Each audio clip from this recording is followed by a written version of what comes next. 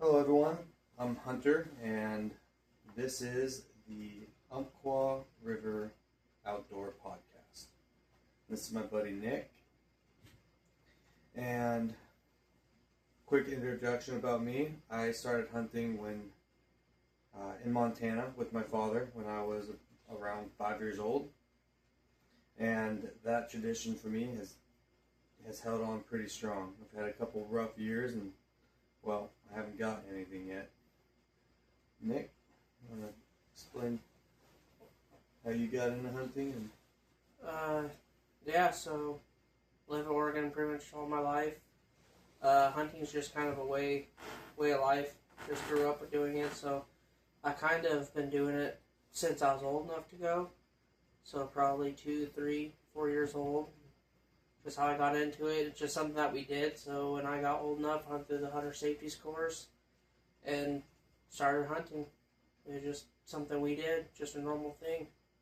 Yeah, that's you, your dad, your uncle, your brother, and you? Yeah, pretty much whole family, uncles, grandpa, parents. Well, not my mom, she used to though, but my uncle, my brother, all of us. Pretty much my whole family that lives in Oregon, we're hunters. Nick, you've been a pretty successful hunter over the last, decade? Yeah, pretty much, yeah. What's the most memorable hunt that you've had? It's probably actually a deer hunt we did, I'd say 10 years ago or so. It's actually down near the area I live now, but myself, my brother, my uncle, we all brought over the trailer, had a big deer camp. And I thought that was pretty fun. It's the first time we ever did anything like that. Something I like to get into more is camping out for hunting, doing hunt camp, stuff like that. We were unsuccessful, but it was just fun memories for all of us to be together. Good memories, lots of good memories. I've never gone out camping like that when I go out hunting. It's just always been a day trip. Like my brother Jacob and I, we took off from my dad's house up the hill outside of Drain. And we left at probably 4 o'clock in the morning before sun came up. And we were at the top of the hill by the time sun hit. And by the time we started heading back down the hill, the moon was already out.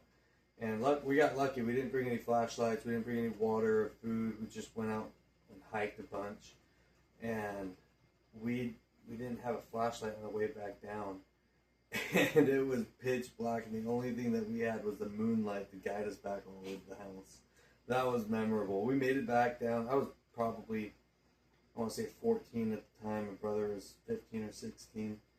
And we made it back down to the house, and we looked back up the hill, up onto the cemetery right there, and a cougar following us. That's never fun. Yeah, it was. But my most memorable hunt was in Montana. I was probably 7 years old. It was my grandpa, my uncle, my dad, and I. And it was supposed to be the day that day I was supposed to get my first buck and muley. And we had already had them scouted out. We knew where they were. There were two little hilltops over from us, just bedded down.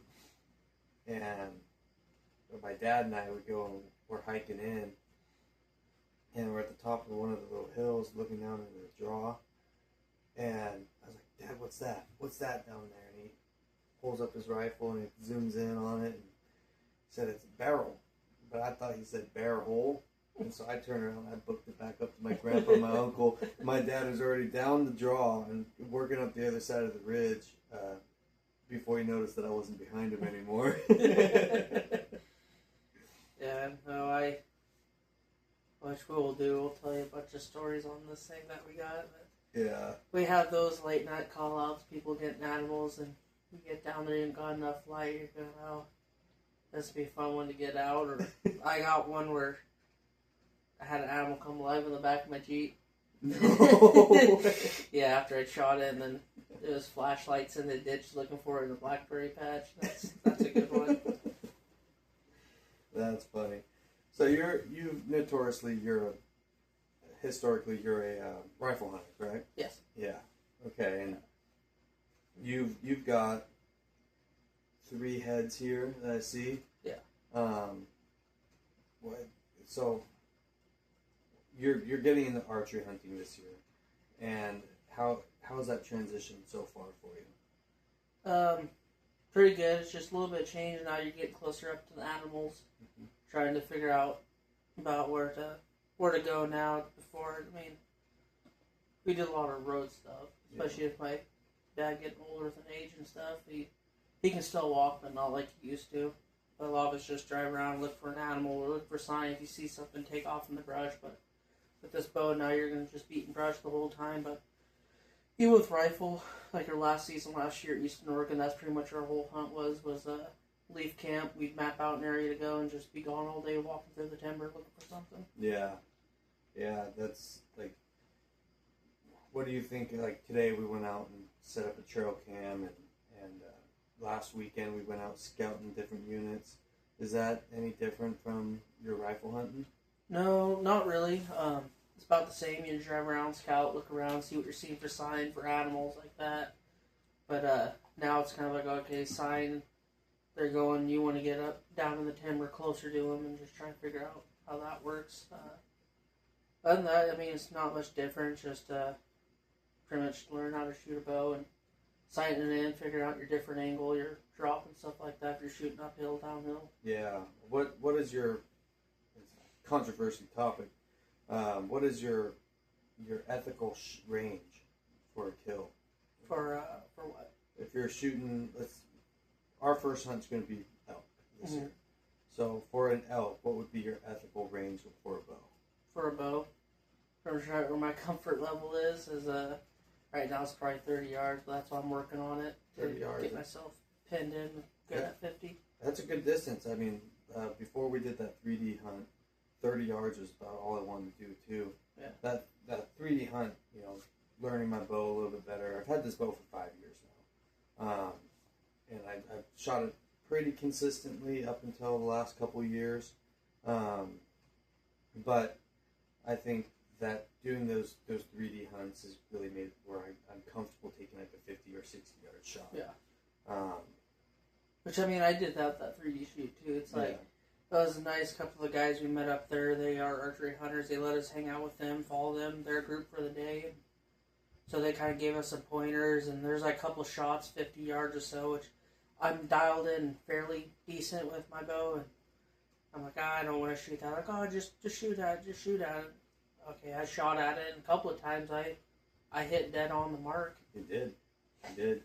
The trickier shots, shooting through the V of a tree. Those are a lot of fun. That was a first for me. Or shooting under a branch and shooting pulling your arrow out of the branch. pulling it out of the tree, Yeah. the drone. Then you fling it and you hear a thump. You're like, oh, that's not the thump I would like to hear. So recently I got my bow tuned up from 65 pounds. Right now it's sitting at 70. By hunting season I'm going to be fully at 75 pounds. And so I have it nice and sighted in right now from 20, 30, 40, and 50 yards. I'm not going to go and try 60 because I don't have a 60 yard pin on there. But that took me some time.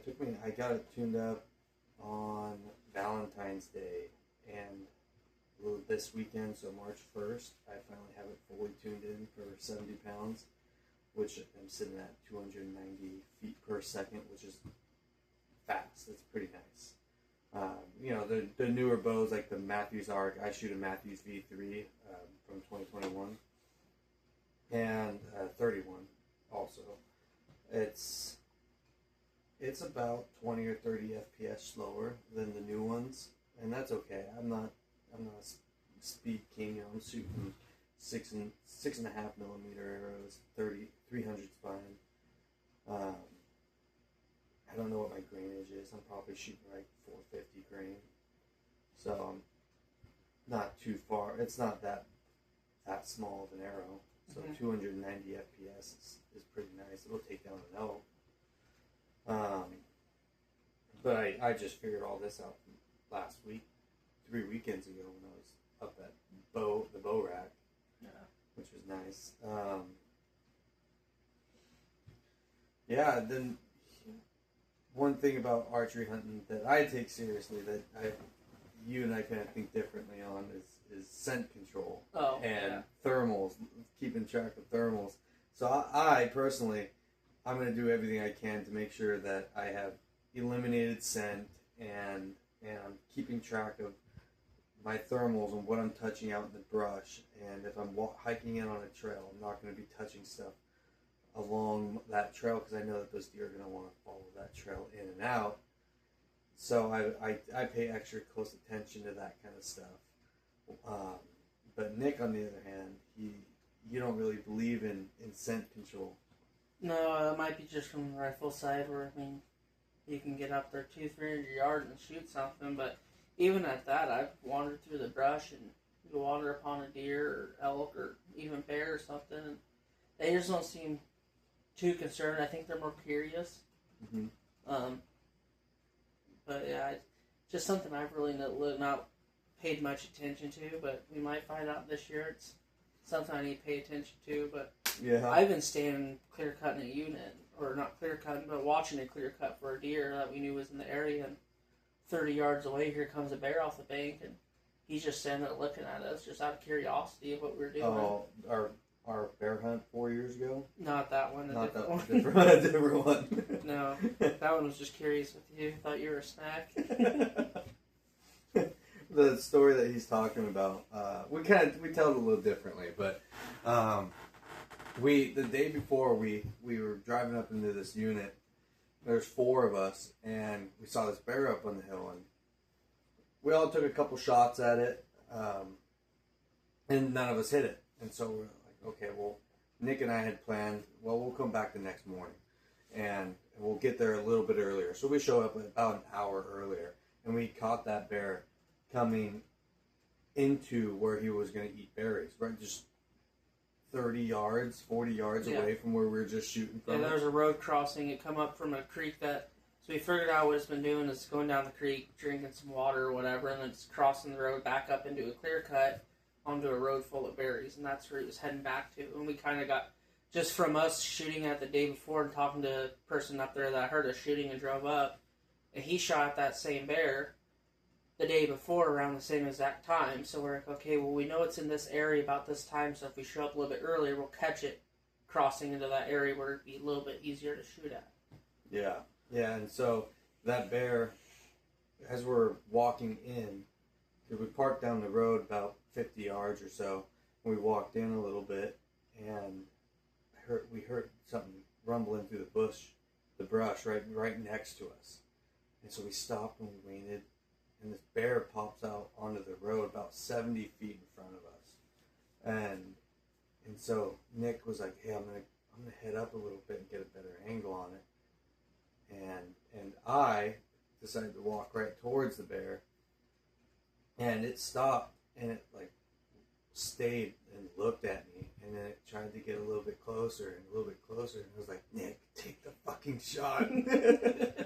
Then he finally took the shot, and the bear was probably, 40 to 70 feet away from me. Probably. Before you shot it. Yeah. And then it just dropped. I remember I was sitting up on a stump. I'm like, oh, if it crosses, looks like the game trail. If I sit right here, I'm just going to walk right into my gun. And then we heard that and go down there. There's a bear there. Like, But yeah, I walked down where I could see that bear, and he was locked on to eat. I didn't know I was there. So I was basically his bear bait for that season. And that bear had only lived off of berries. It was black calves, blackberries, stuff like that. It was a good bear. It was a real good bear. It was pretty small, but it was a good sized bear for our area. Yeah, for the black bear we get in our area. Yeah. And we enjoyed that. I kind of wussed out on the dressing part of that bear, unfortunately. Yeah, getting part. Yeah. I still am yet to get my first big game, and I'm hoping that this season is going to be my first big game, and with a bow, I think that's going to make it even that much more satisfying. But we'll film that when we go take care of it. We'll have a puke counter how many times you throw up gutting that thing out. Oh, great. But to set the scene the day before when we first shot at it, so there's 4 of us. Mind you, we're all rifle hunting. Great start in the morning. I forgot my magazine for my rifle sitting on my counter. So I was single loading my gun. And this gentleman here, what were you using to hunt? Was that when I brought my bow? No. Oh no, Please, my iron thank you. sight, my iron sight, 30-06. It has an original barrel from World War II, and it's a 1903 A3. I love that gun. That's what I use as my bear hunting rifle. But it has the old pop-up adjustable sights, iron sights that you can use, old good-fashioned World War IIs. And yeah, that thing was not good for long range. Not even like 80 yards away from us, I still couldn't hit crap with it. Yeah, they're able to shoot it. I'm sitting there, all right, trying to feed around in there without it kept falling out through the bottom. And here I am. And then we went on, after that, we went another area and took a walk. And he went with my father-in-law. Looked at my father-in-law and said, I know we're going bear hunting, but I didn't think we were actually going to see a bear. And his father-in-law is just like, what else are we going to see? So what are you looking for? I don't know. I wasn't expecting it. I'm pretty new to hunting. Like I will say I am green, very green. Even though I've been out hunting quite a bit and I understand the world of hunting, it still feels new to me. And so actually seeing something that we were hunting for and we were going to kill, like the full intention of it killing still didn't like dawn into my head. Like I've had a bunch of like accidental kills, like on our way home mudding that one time. Here in Oregon, you're allowed to take roadkill. And so we were driving home from a mudding trip and hit a deer. And we loaded it up in the back of the truck and took it back home and did all the proper steps and getting a hold of the warden the next day and taking the head in. But I couldn't, I was right there when he was gutting and I couldn't stomach it. It was weird. But here's the thing is, like, I can gut a fish like nothing. Like, I'm a fisherman. I am by far a really good fisherman. I will gut a fish and eat that fish while it's still beaten, you know. But there's something different about big game that I kind of have this lock for that I'm gonna fix this season. Yeah, we'll make sure you get that taken care of. Yeah, we're gonna do the whole break-in. Eat the heart, or take a chunk off the heart. Do the whole tradition of honoring the animal, at least. This year we were thinking about doing is taking a week off of work. If it all aligns, taking a week off of work and going camping in and hiking in and doing the whole traditional hunt. And what I would like it to be is a tradition for us to do every year. Us three buddies that we will pass on to our kids, you know. Yeah. But if all goes well, that's what we're going to do. Yeah. If not, that's okay. We're still going to go out hunt and enjoy our time. We are planning. I believe we're planning on doing an Eastern Oregon hunt too, if we can. Or yeah, if we got the time and we can do it, yeah, we're going to go over east. That's part of one of our hunts. Is it takes in part of Eastern Oregon. That's the area I'd like to go back to. That's where I went last year, and I don't think you've ever been in that area, have you? I've hunted out of Pendleton area. I had a buddy who has 10,000 acres, and so he's got his land preference tags for there. And then he's also got a little homestead with 165 acres that they get their preference tags for that too. So I've been out there hunting. I know the area pretty well. It's not like terribly steep, not like it is here on the coastal range of Oregon, which is, I mean, some of these units here, you're looking at a full day's worth of hiking just to get your in and out of a unit without an animal. Yeah. Some of these areas too, even with a rifle, you're looking at. I don't want to go down there. Yeah. But usually I usually go out with my father-in-law and his brother-in-law and stuff, and beginning of the season, it's always that, we're not going to shoot anything. We've been in here before. We're not shooting anything in that hole. We drive out there. deer, and then somebody shoots, and we're going, oh yeah, then we're going, shit, we gotta go down there now. We gotta walk into there. But there's a couple of those areas that we can get in and out pretty quick, and people that have never gone before are like, oh, you're quick at that. Like, yeah, well, you've done it a couple of times, you kind of get used to knowing the area to go. yeah, like the units that we've been scouting out, which I'm gonna keep confidential just because I want those to be ours. Yeah. They have really good sign for deer and elk, a little bit of bear even, and they look very promising. This one particular unit that we're going to be hunting, it's nice and open, backs up right against the clear cut with new prod on it, and so we set a trail camera out there, and we got a lot of funny pictures of ourselves on that. But trying to get the right spot for it. Getting the camera all set up. We set it up a little bit higher than we anticipated, or than that we looked at it and we thought this would be a good spot for it, and it was a little bit higher than it should. So we dropped it lower, and we got all sorts of funny pictures of our faces on there.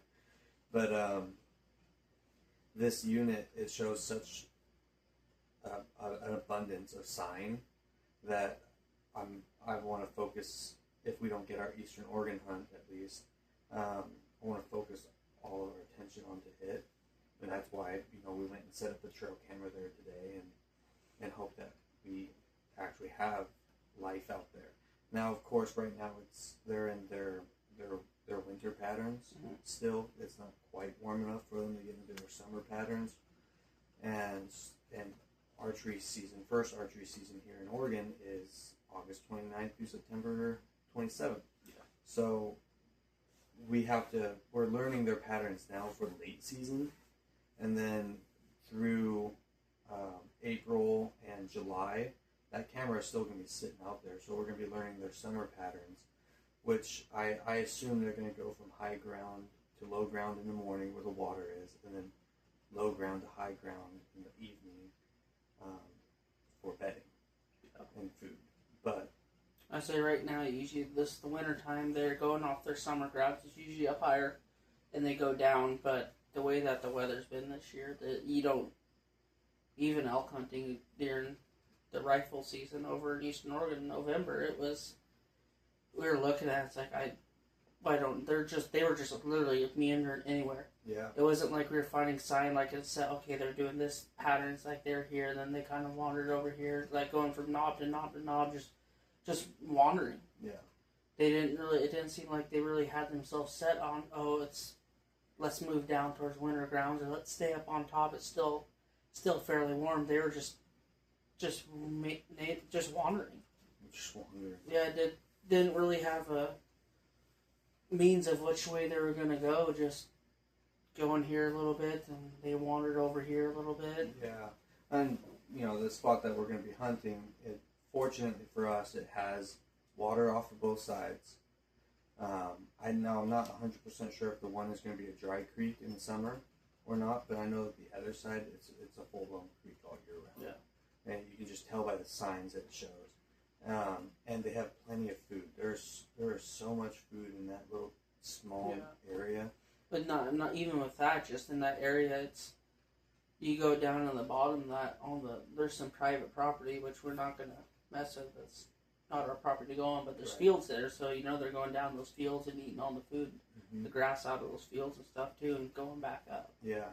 So it's very promising, and we'll probably spend the first week, probably the first week of our hunt purely focused on that area. And if we don't get something that first week, we have scouted out other areas that show lots of sign also. We still got a couple areas we haven't been to yet to look at. I have around 30 pins dropped on Onyx right now for us to go out and scout. And most of them are a lot farther out than where we already are. It's an hour and a half drive, right? An hour drive out to where that spot is. About that. And I got some that are probably 2 hours out. Yeah. Which those ones I believe are going to be a hiking. Like we will have to dedicate a weekend, a Sunday at least, a whole entire Sunday, just hiking into a spot to check it out. Today when we dropped in that cell cam, I wanted to hike in down to the bottom of that unit and up onto the other ridge, but we just didn't have enough time to do that today.